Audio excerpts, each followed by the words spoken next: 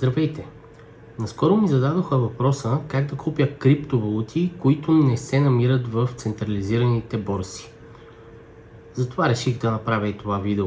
Първото нещо, което ще трябва да направим е да си изтеглим MetaMask, което е браузър портфейл, който ще държи нашите криптовалути.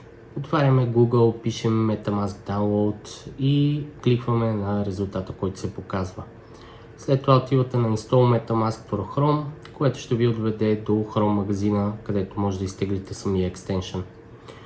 След като го изтеглите, автоматично трябва да ви се отвори една нова страница, в която може да започнете.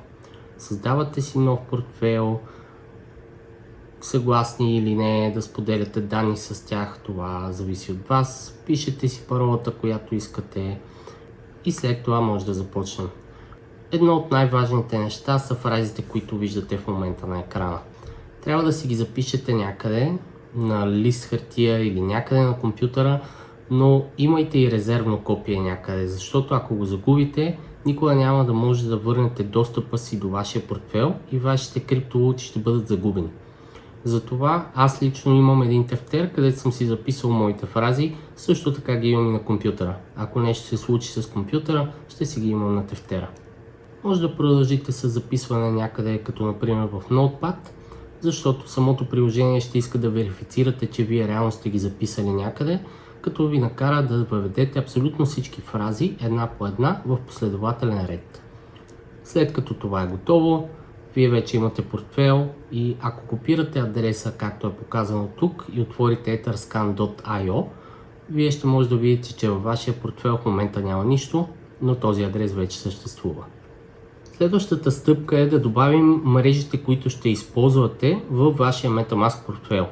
Как става това? Аз съм избрал един доста лесен вариант. Всъщност това е през zapper.fi. След като свържете вашия MetaMask портфейл, ще може да изберете реално и мрежите, които искате да добавите. В момента сме на Ethereum мрежата.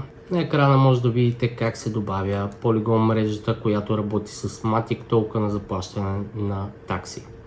След това нека да добавим и Binance Smart Chain, което е BEP20 или мрежата на Binance. И накрая ще добавя Phantom. Phantom работи с техния си токен за плащане на транзакции.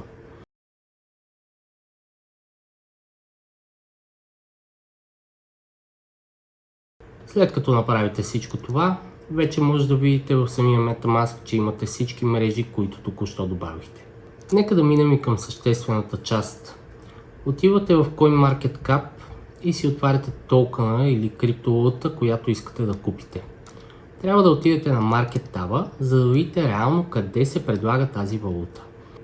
Gate.io е централизирана борса, докато PancakeSwap е децентрализирана платформа, която ще използваме за целта на това видео. Кликваме на линка и когато се отвори, за първи път ще трябва да свържете MetaMask портфейла с PancakeSwap. Това става последния начин. След като сте готови, може да се върнете в CoinMarketCap и да копирате адреса на контракта на валутата, която искате да купите. Това е нужно, за да импортнем или да вкараме валутата в PancakeSwap. Това става последния начин.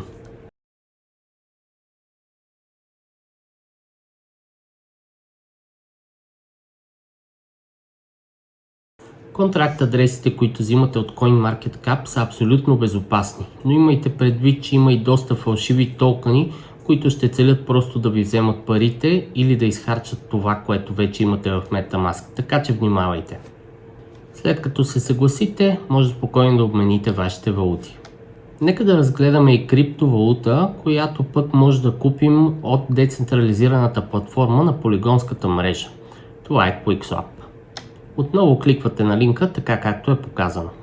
Там няма нужда да копирате контракт адреса на вашата криптовалута по простата причина, че абсолютно всички криптовалути вече съществуват в QuickSwap. Просто пишете тази, която искате да купите. След това трябва съответно да свържете MetaMask портфейла си към QuickSwap и да смените мрежата в MetaMask на Polygon. Остана да разгледаме и още една валута.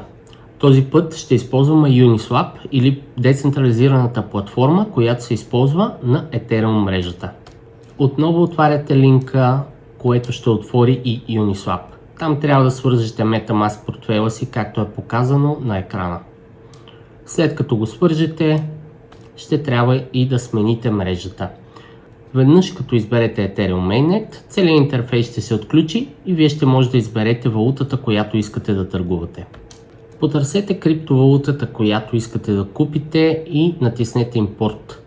За всеки случай, за да сте по-сигурни, може да сравните контракт адреса от CoinMarketCap с това, което е показано в Uniswap. Ако и двете са еднакви, може да импортнете токена и след това да търгувате на воля.